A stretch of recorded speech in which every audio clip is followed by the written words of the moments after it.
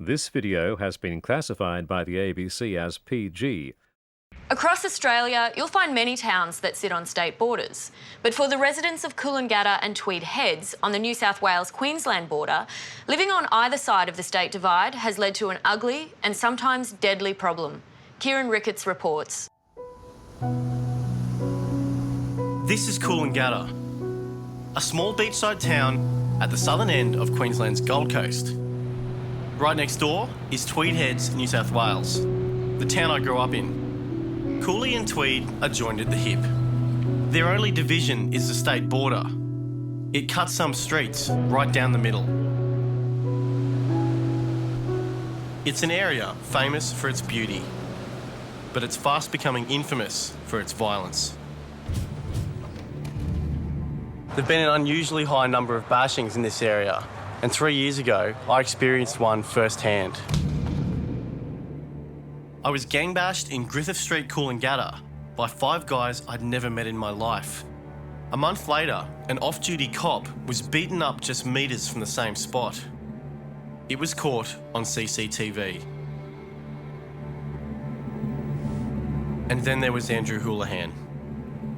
He was king hit on Griffith Street last Father's Day.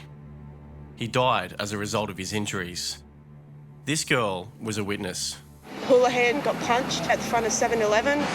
It was really sad. Like, who wants to wake up on Father's Day and know that your kid's dead? Like, honestly. Andrew's attack is one of a dozen fatal or near-fatal assaults that have made the headlines since I was bashed in 2007. But locals will tell you that many more go unreported. A very intoxicated bloke walked past, spat on one of my friends, crash tackled me and another mate. I fell into the gutter here and one of the other blokes kicked me in the face twice and then he got up and ran away. You'll find pissed up blokes all over Australia looking for a fight every weekend. So why is it such a problem here? It's the border. It might just be a dotted line on the map, but it affects everything, including something most of us take for granted: policing. The Coolangatta police station is only a short walk away from the bashings. It's on McLean Street, right near the local nightclubs.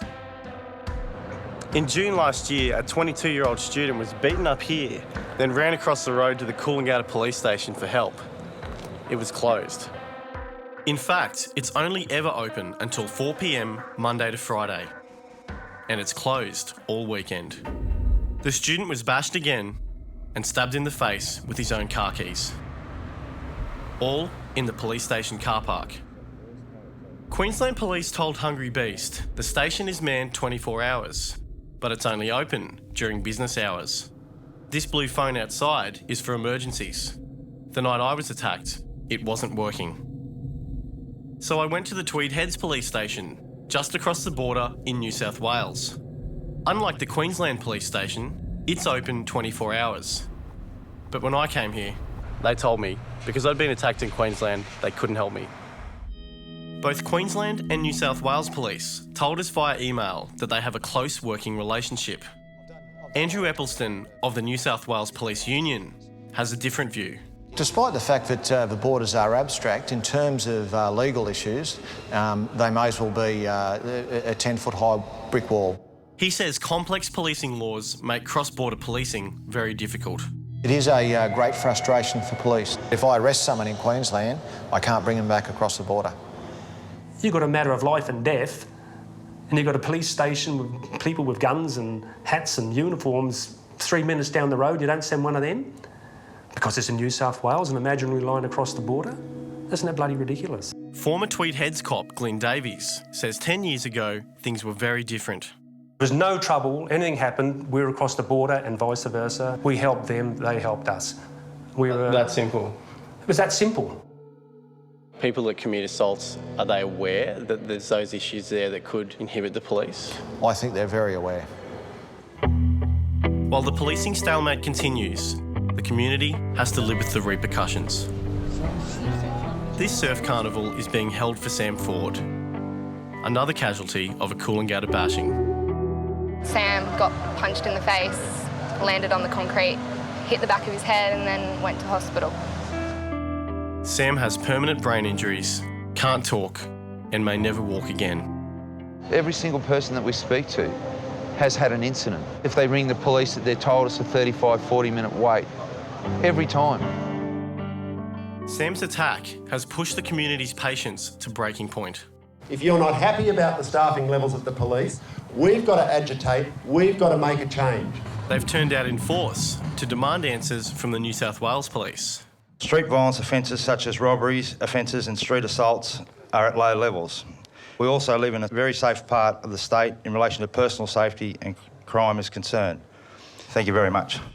And with that, many people walked away in disgust. They reckon the police answer was a really shit answer and they're all going.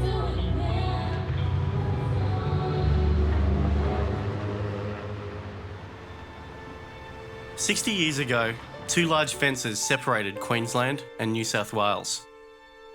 They ran down the borderline, cutting the land and its small townships in two.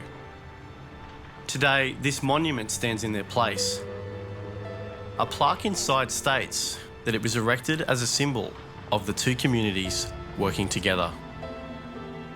Yet as you watch this tonight, the Coolangatta police station's doors will be firmly locked. And the Tweed Heads police, less than a kilometre across the border, still won't be able to charge a Queensland offender. Might be the thin blue line, but it's sort of fragmented a bit, I think.